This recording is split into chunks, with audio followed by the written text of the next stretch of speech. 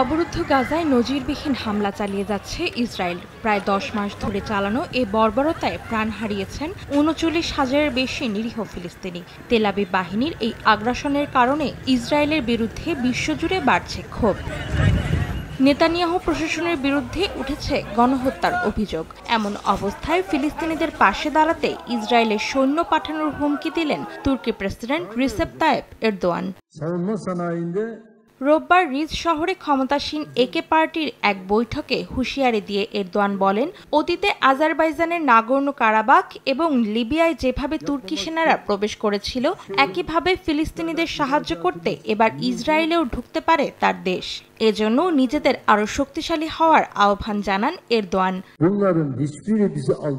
আমাদের অবশ্যই খুব শক্তিশালী হতে হবে, যাতে ফিলিস্তিনিদের সঙ্গে ইসরায়েল এই নৃশংস বর্বরতা আর চালাতে না পারে। 2020 সালে লিবিয়ায় জাতিসংঘ স্বীকৃত সরকারের সমর্থনে দেশটিতে সামরিক বাহিনীর সদস্য পাঠিয়েছিল তুরস্ক।